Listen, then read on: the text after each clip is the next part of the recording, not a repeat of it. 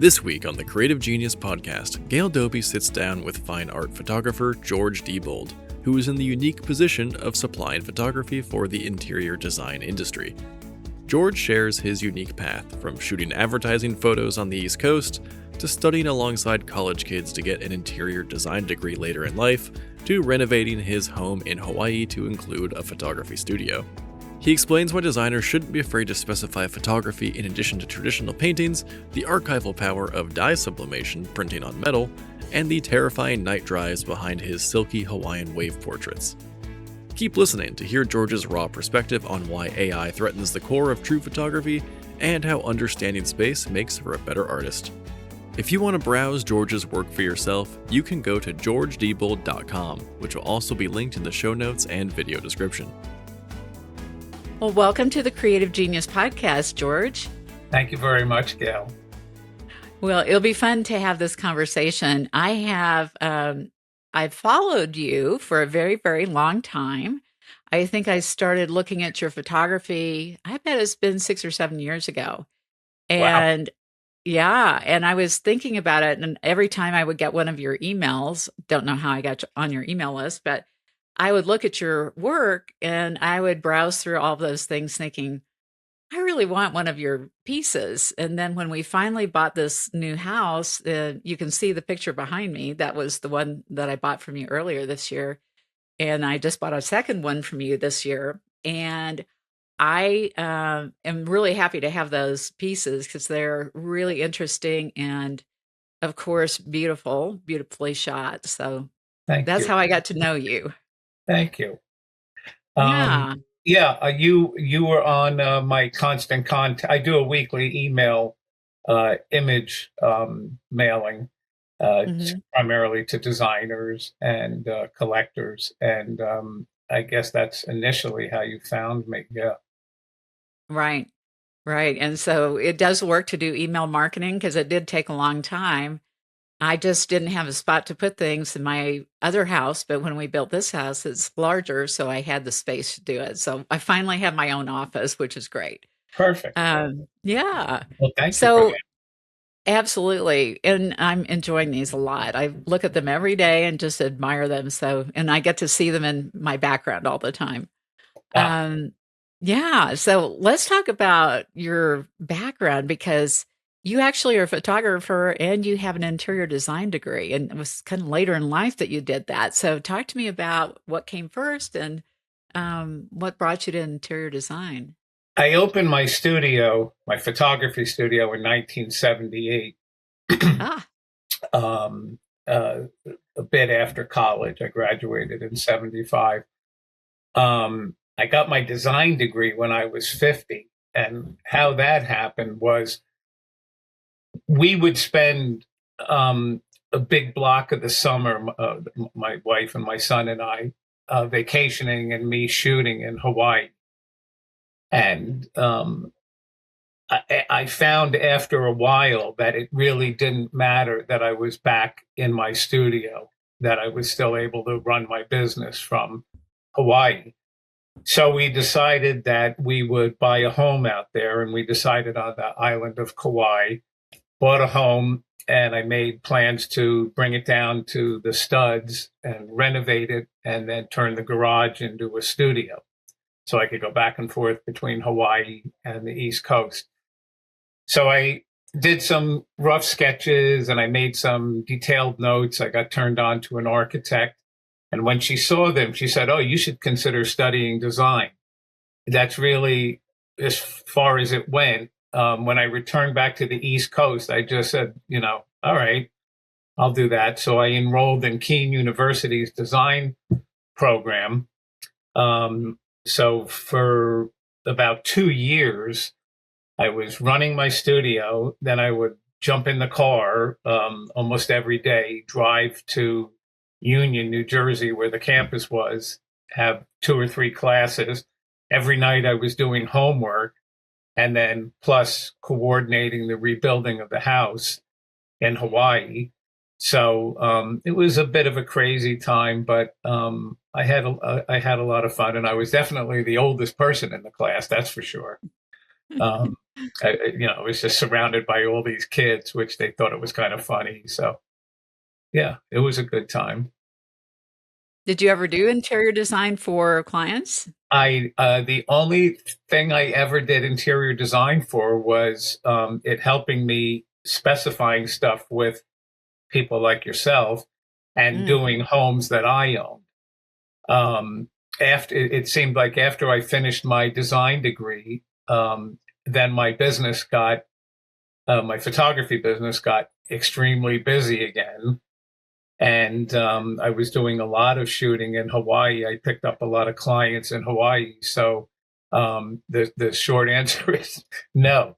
I have a degree in design, and really I just used it to help me better explain myself to designers and present myself to your community. Interesting.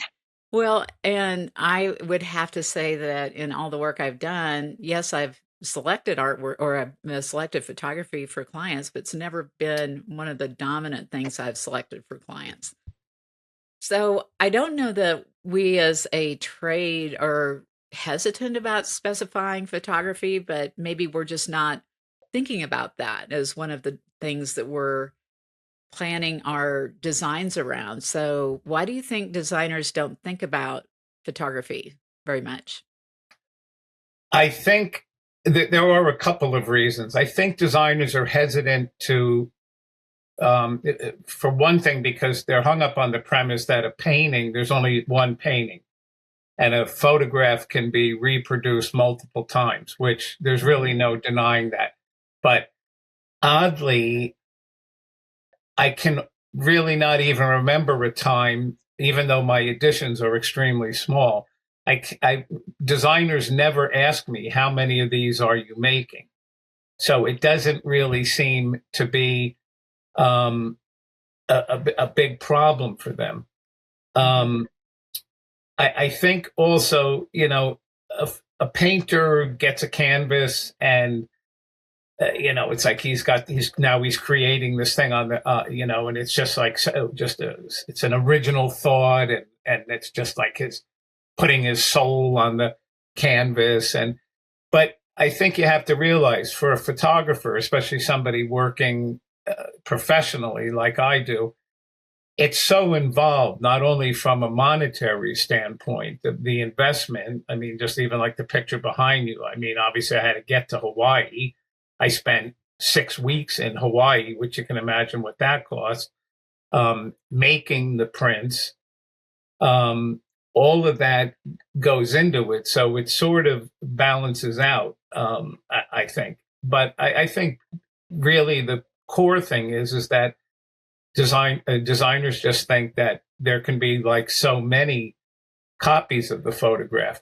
One of the big problems is that I think a lot of photographers who are trying to get somewhere copy what other successful photographers do.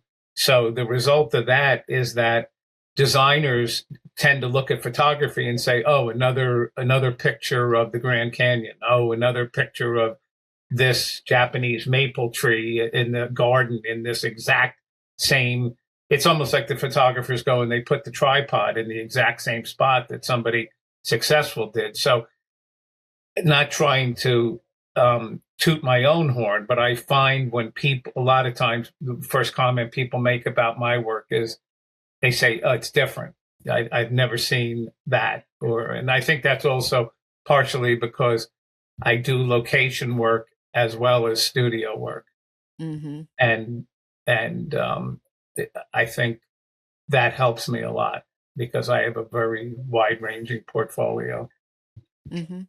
And you do advertising photography too, right? Yeah, not to the extent that I once Mhm. did. I mean, that's really when I opened my business, that's primarily what I did. I did annual report work and Mm. advertising work for like Fortune 500 companies, which I was, in that sense, I was very lucky to be in New Jersey. When I started my business, um, the thought was, if you were going to be a big time professional photographer, you had to be in New York City. Anywhere else was just, it was like Deadsville. But what nobody realized was that most of the major corporations in America had their world headquarters in New Jersey. And I knew New Jersey.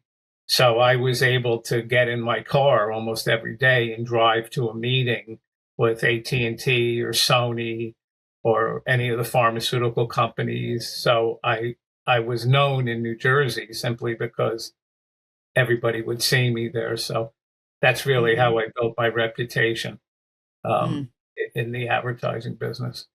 Interesting.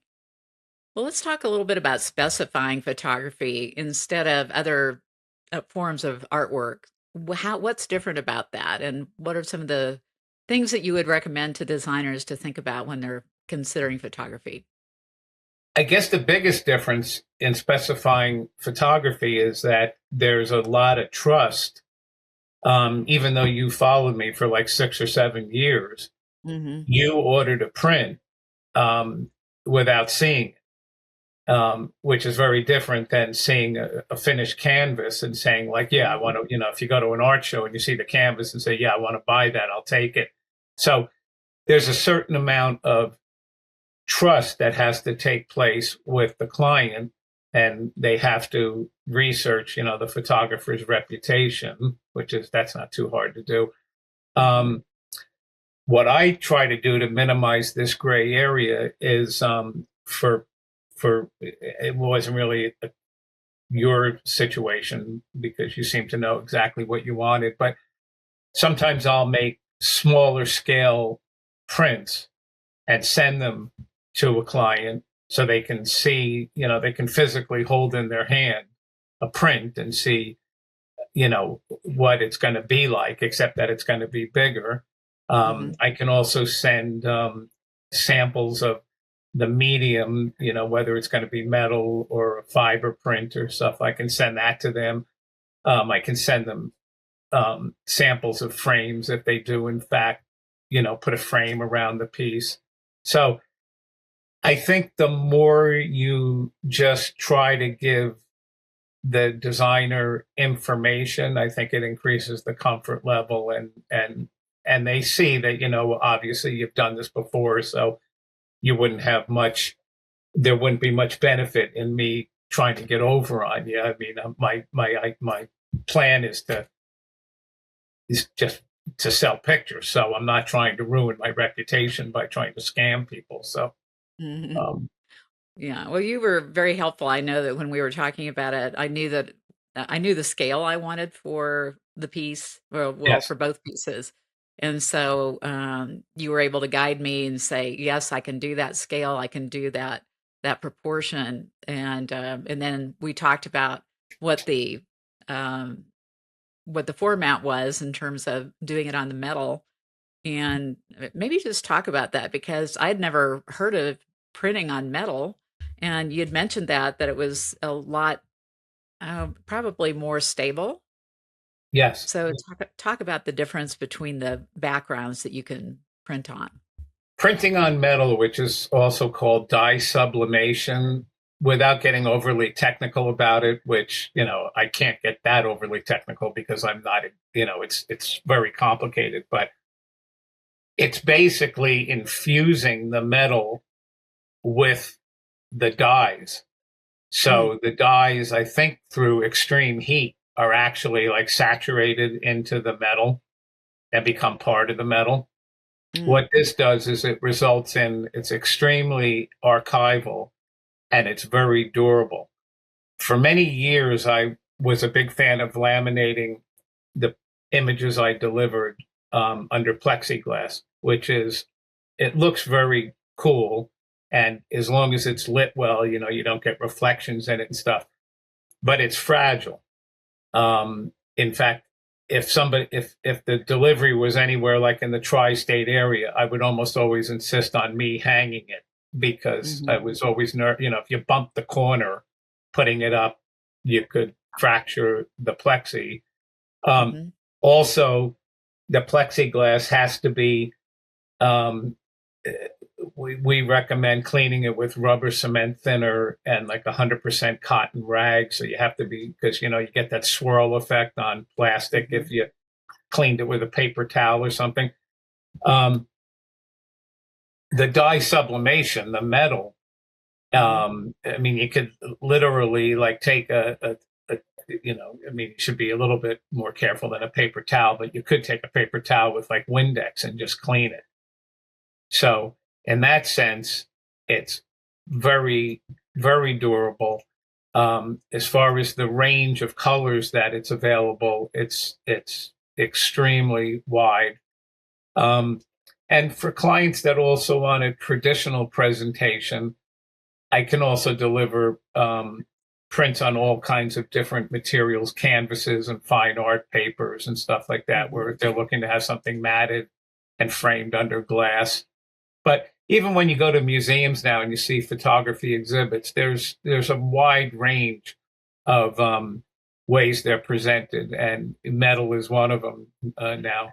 I think people have realized how good it is. So I really like it. I mean, I think it's, and it also they have about 5 or 6 different levels of reflection. You can get it super high gloss.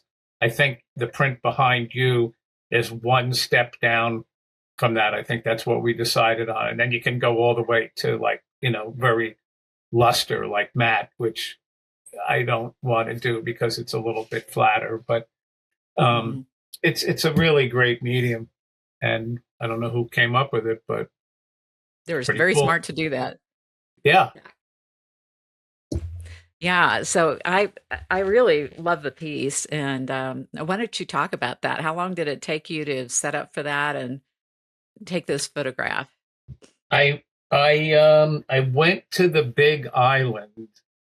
I guess this was 2 years ago. The Big Island is the island that's called Hawaii. They actually don't technically call it the Big Island anymore. They call it Hawaii, which makes it even more confusing for people because the chain of islands is called Hawaii. And now they want to call just the one island Hawaii. It's where the volcano is, and it's been erupting. I specifically went there not to photograph the volcano, although that would have been cool, but I wanted to photograph the lava patterns in Volcanoes National Park, which was my primary goal. And that's what I spent most of my time doing, just doing close-ups of how the lava cooled and the shapes it made. And in addition to that, I would travel around the island, which is no small feat because it's definitely the Big Island. I think that's a mistake a lot of tourists make when they go there. They get up in the morning and they tell the guys at the front desk, we're going to take a ride around the island today, and then at like midnight they get back and they're just like, God almighty, it's huge. I mean, it's really big. So this particular location behind you was about an hour ride from the condo I had rented, and really, really scary roads where the roads are very narrow. There's no lighting. A lot of times it's pouring rain. There's trucks coming at you. So I would drive to this location. I would shoot. And in the case of your picture, it's almost dark. And that's so the camera it's a very long exposure, which is allowing the water to turn into that silky look. And then like in the pitch dark, I would, load up all my equipment and then get in the car and then have this terrifying ride back to my condo, which every time I was doing it, I was just saying like, what am I doing? Really, this is just kind of stupid. I mean, the odds of like something going wrong were a little scary. But so I would hop around to different beaches, which on the Big Island, the other cool thing you get is you get the black sand beaches. It's the only island that still has the black sand. They also have red sand and green sand, which is really quite amazing to see. But in this case of the picture behind you, that's just, an example of where, I don't know how many years ago, but that's where the volcano happened to flow down to. And all those boulders or lava that hit the ocean and cooled and So you get all these fantastic shapes. That's I returned there in the sixth. I mean, I don't know, 20 times probably, back and forth, just going there. I would shoot splashing waves during the day, and then as night started to fall, I would do these time exposure pictures. So, and that's another thing I think that, just to go back to one of the previous questions, I think clients also like to hear the backstory,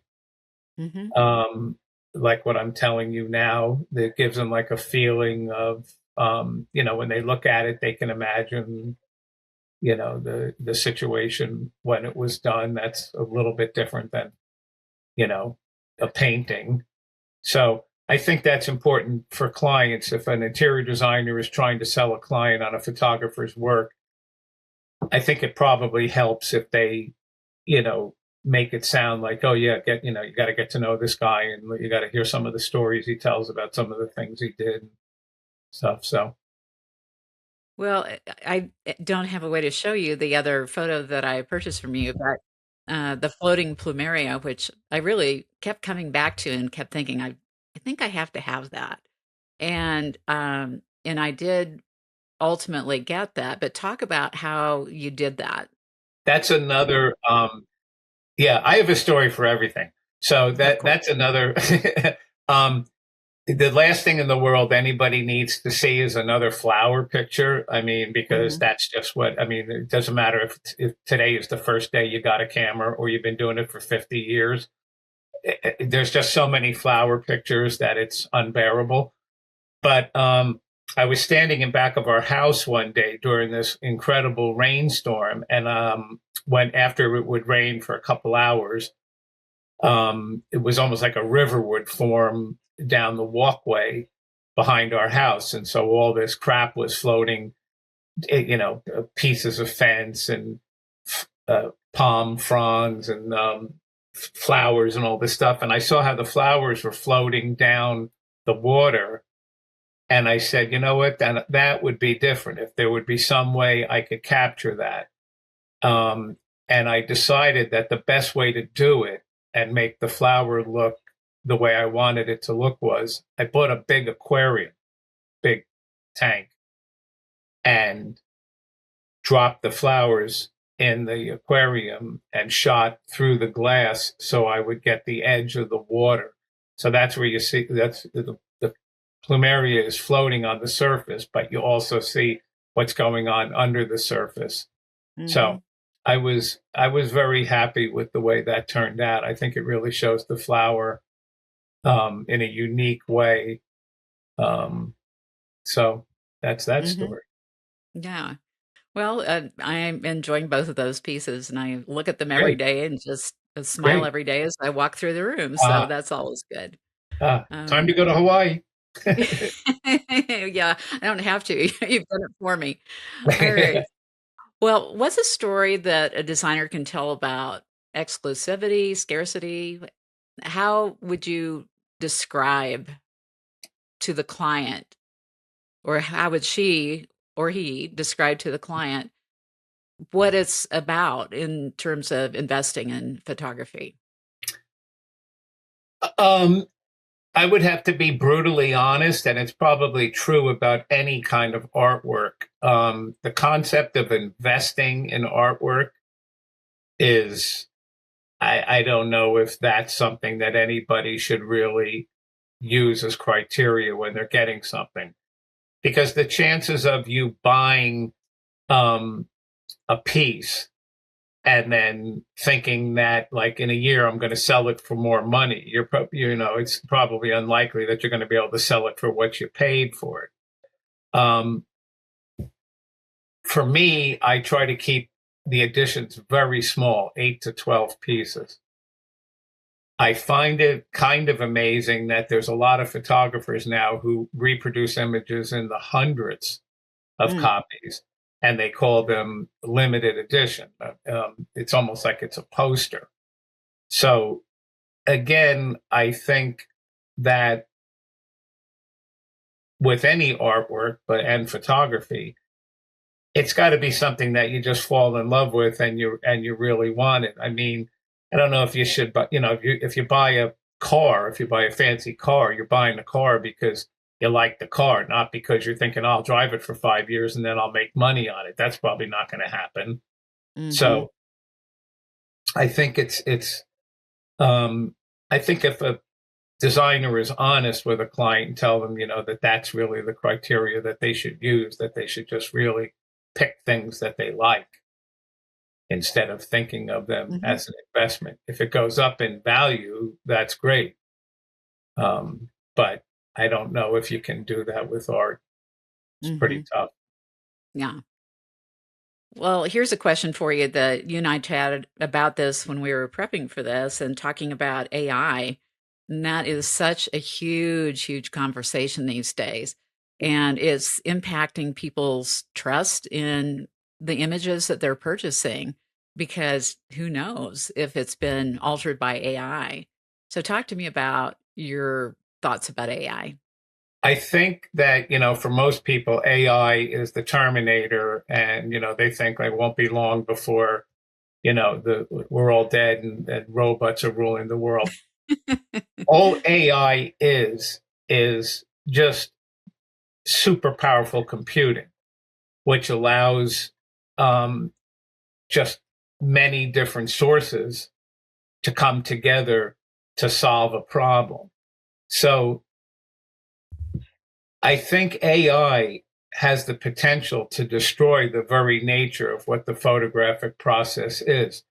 Because for someone who's interested in the true photographic process, now all of a sudden, and it's happened almost overnight, now they have to consider, which you just mentioned, does the situation even exist? Did it ever even happen? Mm-hmm. And that's fundamentally contradictory to what photography is. I'm not saying that, you have to live in the past and you can't enjoy advancements, but it's added a whole nother issue, another thing to consider. Mm-hmm. So I don't necessarily think it's good. I think what AI is great at is, I know my daughter-in-law, she'll look at a building and say, I wonder what it would look like in the Art Deco style. And it's incredible. I mean, she can change the building to, Art Deco style, or let me see what it looks like mid-century modern. So in that sense, it's really amazing. And I guess it's a big issue for my grandchildren in school because they're told, to really avoid, when they're doing reports and stuff like that, to avoid it because obviously it makes homework a lot easier. It does, but you can tell if it's AI. I know that even though I use it to maybe draft something, I have to be careful and I have to retrain it all the time with, even though it has somewhat of my voice, it still does some very odd things that they don't sound like me. So I have to make it sound like me. Yeah. And I noticed that too. I don't know what it would be, but there's certain words you can just tell when you're listening to an AI voice. Every once in a while, I can't give an example, but it'll say a word not quite correctly, it'll say it phonetically, or I don't really know how to describe what I'm saying, but yeah, you can say, well, wait a minute, that sounds like a machine was saying it, so so I think based on my notes, I think your next question was how do I use AI? And this is the shortest answer I had for you, which was I don't use it. Okay. Well, that's good to know. Well, you're a little bit on and don't take this word or the phrase the wrong way, but it's more of the old school, which I think it's a lost art to do what you do anymore. It really is. Here's how I, thought about it when I was thinking of how to answer your question. photography was invented to record an exact moment in time and preserve an Mm-hmm. event or a person or a place that existed so you could see it.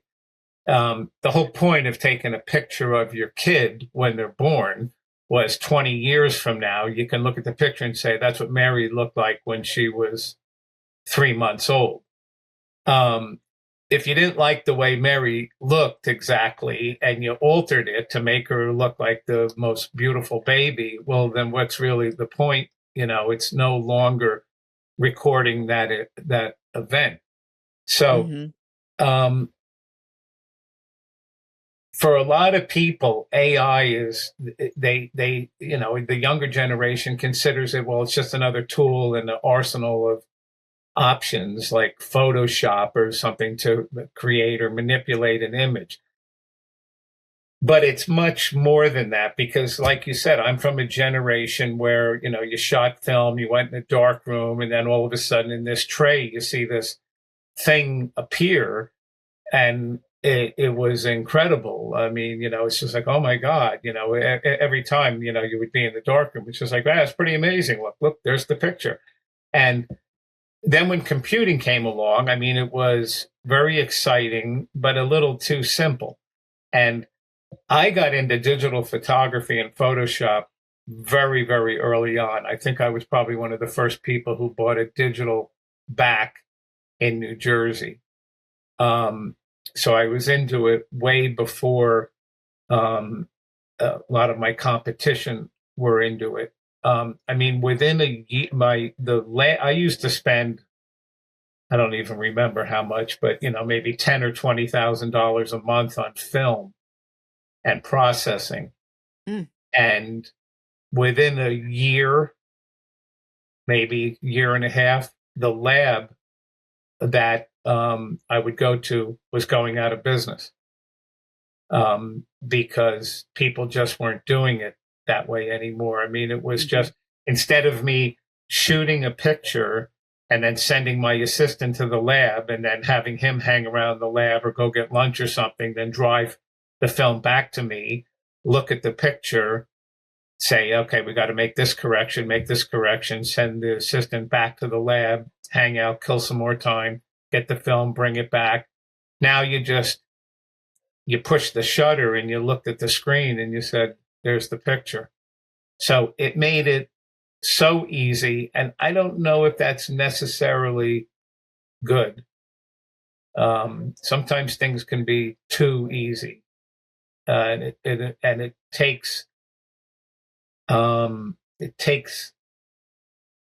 creative process away of thinking about conceptualizing and coming up with ideas and stuff. So, and that's not to say that I don't use Photoshop. I like to clean images up. I balance the color. Like in the picture behind you, obviously, if there was if I couldn't walk out there on the rocks, and let's say that there was a tin can laying there, obviously I'm going to retouch out the tin can. But that's not the same as me putting a zebra standing in the water and saying, you can't even believe what this picture that I shot in Hawaii. I don't know how the zebra got there, but there was a zebra standing in the water. So that's the distinction. I would like to see that there's photography and then there's AI photography. I would like it to be very clearly understood by people that there's two different things. Because what's happened is in a very short amount of time, and I'm not the only one who feels this way. Every photographer, my IT person, everybody I talk to, they don't believe anything. They just assume everything they see on Instagram is fake, which, to be honest with you, it probably is 90% of it. It's happened so quickly. It's amazing how quickly it just grabbed hold, and like a lot of things in society, it's just like it's the next new thing, So right. Where do you think photography is going with AI? no place good. Well, I don't know. I don't know because, in other words, if you go and you shoot a picture, you and I talked the other day that up there, I think it's by Aspen, right? Maroon Bells or Yes. something. Mm-hmm. I mean, if you made a point to go all the way up there and shot a picture, and then the day you got there, the sky was cloudy or it wasn't very interesting. So then you just put in, like an amazing sky, and you made that sky reflect in the water and stuff. I mean, at the end of the day, it may end up being a lot cooler picture than the picture that I shot. But my way of dealing with things is I would just throw the picture away. I'm the most brutal person on my images of anybody. If you're seeing one of my pictures, I've already trashed so many pictures and been so hard on myself that not only is that what I want you to see, but I went through the effort of making it at that level. But if you can just shoot something and say, I don't care if, who cares if there's, the skies, I'll fix it I'll fix it later on. Or, I see this picture the other day on Instagram, and it's a bison attacking a school bus in I think it was in Yellowstone. And like, I've been to Yellowstone a million times. I don't know if there's any school buses that drive around Yellowstone, but it's just like, I'm sure there's a lot of people that see that and they're just like, oh my God, can you believe that? Like, look at the bison rammed the school bus and like almost knocked it over. And so, I guess the only thing I could say about it is I do hope that, there is sort of an appreciation for old school, and then there is, I guess you can't stop technology. I do think it's funny that the college, Montclair University, which was by my studio, I noticed that the photography and art students now have to get a film camera and learn how to develop film, which I think That's is good. Mm-hmm. Yeah, because even a lot of the terms not a lot of the terms, all of the terms in Photoshop are terms that, dodge and burn, masking, all those terms are things that I did in the darkroom. Those are all darkroom terms. And they were terms from the 1920s, the 1930s. So I think it's good that at least now kids understand like where these words came from, and maybe it'll make them think about, this. And some of them will, say, you know what, this is much cooler than faking it. And so a couple will carry on the tradition. That's usually what happens. Well, we'll see what happens, right? Yeah. Well, a couple more questions for you. One is, just talk about the difference between fine art photography and advertising photography, two different types of work that you do. This fine, I don't know if a lot of people will agree with me. Fine art is a marketing term that artists came up with to separate themselves from the competition. Sometimes I'm almost hesitant to use the term fine art because it sounds like a little too pompous. Okay. And some of the greatest fine art pieces were pieces that came from advertising campaigns. And some of the greatest advertising campaigns were eventually, by some of the great photography masters, were pictures that became prints that you see in a museum. So I did a bunch of YouTube videos, and one of my YouTube videos was titled Personal versus Commercial Work. And I point out in that video that I always thought it was funny when I would make an appointment with an art director or a creative director, and they would tell me, bring both your portfolios, your commercial portfolio and your personal work. And I never made that distinction for a number of reasons. One was because I felt when I looked at famous photographers when I was starting out, I saw that they created a look. No matter what they did, you could sort of tell it was one of their pictures, whether they were working or if they just went out on the street and took a picture. The other thing that I thought was kind of contradictory was that if I bring the art director 2 books, I'm asking him to remember 2 people. He's already got enough stuff on his mind, so the chances of him after I leave, it's just adding to the confusion. It's better that after the meeting he would say, well, I don't know if George Diebold's going to be the best person to shoot fashion or food, but he's definitely the guy we're going to want when we have a conceptual client that we really don't know how to picture what they do. But this guy's got his book had tons of cool ideas and stuff, so he'll definitely be able to come up with something. So, I guess the short answer is I didn't, or at least for me, I didn't want to make a big distinction between fine art and commercial work. Okay, fair enough. Well, we like to end with 3 different takeaways that you might share with our listeners, things that you would like them to remember from today's session, or Sure. things that you'd like to share about photography in general. I'll leave it to you. Thank you. For people who take an interest in my work, I'd like them to appreciate the journey that brought me to this point. I started out as a student actually studying painting. I in high school, even though I was a disastrous student, I was introduced to a Life magazine illustrator, and I studied with him. So when I went away to college, I actually went away to college as I'm going to use the term, but as a fine art major. So I actually started out as a painter. I switched to photography just because I decided, how am I ever going to make a living doing painting? And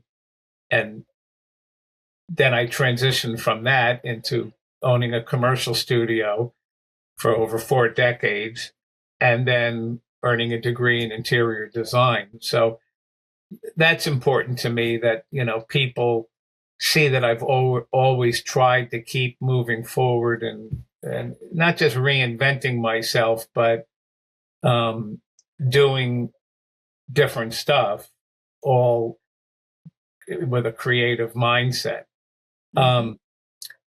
I pride myself on being able to explore just about any situation that pops into my head.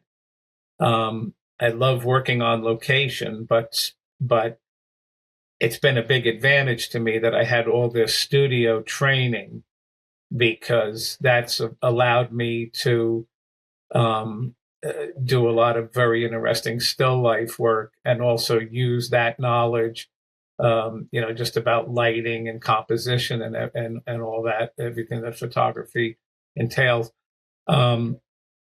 I never left my still life roots behind. And I think when you look at my website, it is different in that there are photographers who they just shoot the ocean, or they just shoot, women, or they just shoot food and stuff like that. You look at my website, I got pictures of splashing liquids, and then I got pictures of the coastline in Hawaii and stuff. So I hope it's not confusing. I hope it's more fun and unique to get on my website and explore and look at all the different things I do. The last takeaway I would say is, as an interior designer who is specifying artwork, the choices are mind-boggling. And I would encourage people to present photography as an exciting option. It's another option to consider. I don't think my work, or necessarily any photography, is perfect for every architectural style, but I think in the right environment, photography can work. and in certain environments, my photography is perfect for that. I think also photographers have to remember, and maybe this is what's come with my interior design training, is sometimes photographers are a little too pompous and think too much of themselves, and they have to realize that their picture is a part of the big overall project. And that's a good way to think. They're just another component. I don't want to belittle it and say you're no different than a table or a couch. But at the end of the day, if you're specifying artwork, I mean, it's not supposed to become a problem for you. It's just supposed to be another aspect of the finished overall design project that you're involved in. So I guess that would be my 3 takeaways. All right. Well, thank you so much for being on our podcast. And we will share in the show notes the link to your website so people can go and take a look at some of your photography and hopefully purchase some too. Thank you very much. It was a pleasure. And thank you so much for enjoying my work and purchasing my work. And I hope we keep in touch. We will. Thank you so much. Thank you, Gail. We hope you enjoyed George Diebold's story, a reminder of the power of constant evolution and remaining true to the authentic photographic process.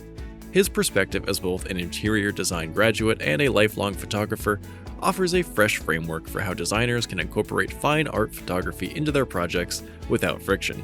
We hope his insights inspire you to look at photography for your home not as a mass-produced poster, but as a deeply crafted emotional component of the overall design vision. If you want to browse George's work for yourself, you can go to georgediebold.com, which will also be linked in the show notes and video description.